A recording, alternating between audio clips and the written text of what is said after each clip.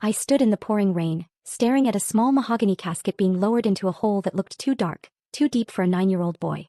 Mud splattered onto the hem of my black dress, soaking through the fabric, chilling me to the bone. The minister cleared his throat, his eyes scanning the empty folding chairs set up in the front row. "Lisa," he whispered, leaning in close. "Should we wait a few more minutes? For your family." I looked at those empty seats, 5 of them reserved for the people who shared my DNA. They were dry, untouched. "No," I said, my voice sounding strange and hollow in the wet air. "Start. They aren't coming." As the first shovel of earth hit the wood with a thud that echoed in my chest, my phone buzzed in my pocket. I pulled it out, shielding the screen from the rain, expecting maybe a desperate apology, a car breakdown excuse. Instead, a text from my mother lit up the glass. "Stop being dramatic. The funeral is just a formality. Bring the insurance papers to Sarah's engagement party now. We need to settle this." I stared at the words until they blurred. My son was being buried, and my mother was worried about paperwork for a party.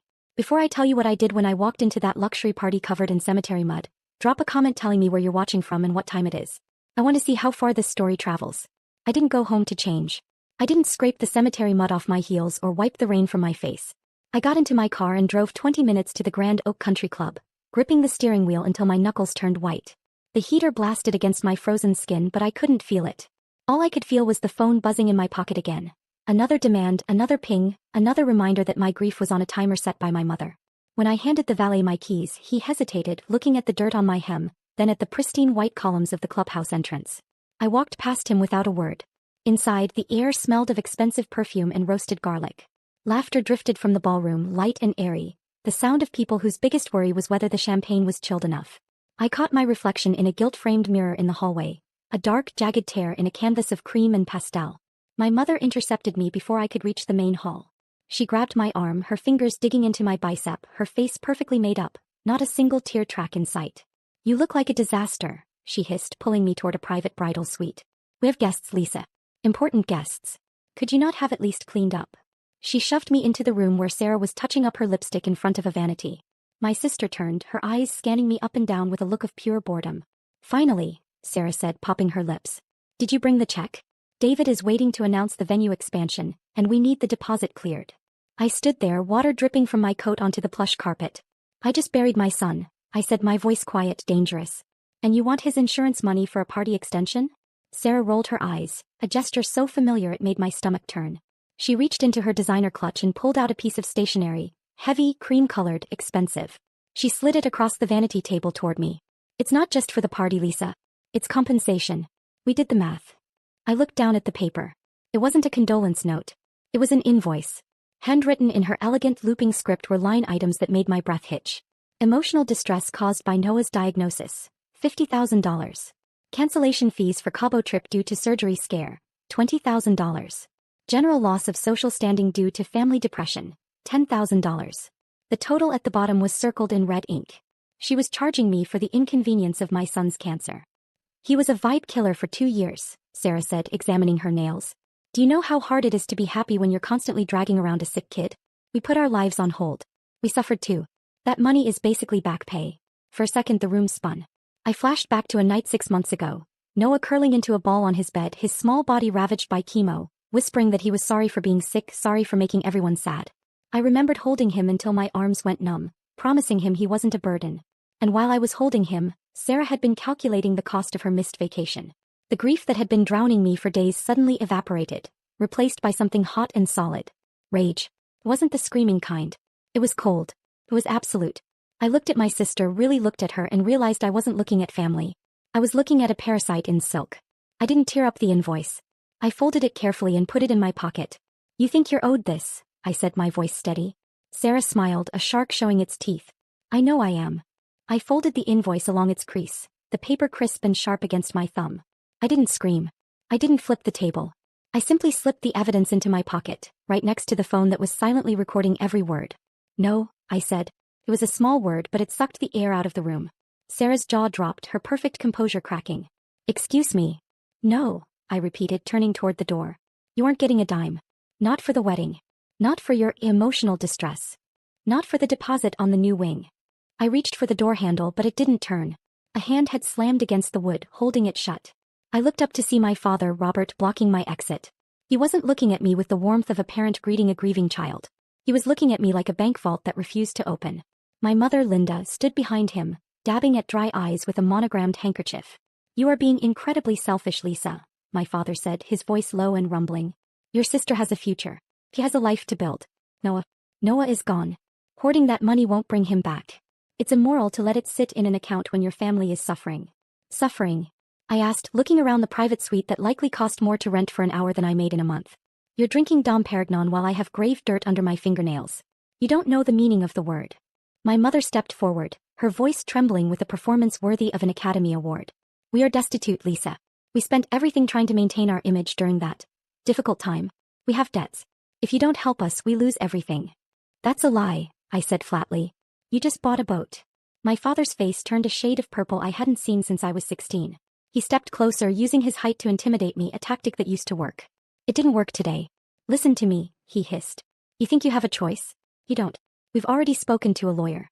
Ever hear of filial responsibility laws? I stared at him. The term sounded vague, archaic. In this state, he continued, a smug smile touching his lips, children are legally required to support indigent parents. If you refuse to share that insurance payout voluntarily, we will sue you for support. We will claim destitution. We will garnish your wages, seize your assets, and drain that trust fund dry in legal fees until you are left with nothing but the clothes on your back. You would sue your own daughter, I whispered, for money meant to honor your dead grandson? We will do what is necessary to survive, my mother said, her voice turning steel hard. The court will see a wealthy young woman abandoning her aging, struggling parents. They won't see a grieving mother. They'll see a piggy bank. My father leaned in, his breath smelling of scotch and mints. You have 24 hours to transfer the funds. Or we file the lawsuit on Monday morning. We will bleed you dry, Lisa. Don't test us. He stepped aside, opening the door with a mock gesture of chivalry. The sounds of the party crashed back in. Laughter, clinking glasses, a jazz band playing something upbeat. I walked out into the hallway, my heart hammering against my ribs, not from fear, but from a terrifying, icy clarity. They weren't just bad parents. They were predators. And I knew exactly what I had to do. I didn't storm out. I didn't break down sobbing in the hallway. I walked calmly past the ballroom, past the valet who tried to hand me my keys, and into the cool night air. I dialed David's number before I even reached my car. David wasn't a family friend. He wasn't a sympathetic shoulder. He was a shark in a three-piece suit, the kind of lawyer you hire when you want to burn the earth, not bridge gaps. David, I said when he answered on the second ring. I need you to clear your schedule for tomorrow morning. We're going to war. What did they do? His voice was sharp, immediate. They threatened me with a filial responsibility lawsuit. They want the entire trust fund. They called Noah a burden. Be at my office at 8 a.m., he said. Bring everything. The next morning, David's office felt like a fortress. The air conditioning was set to a temperature that kept you alert. The glass walls overlooking the city skyline were spotless. I sat across from him, laying out the timeline, the invoice, the threats.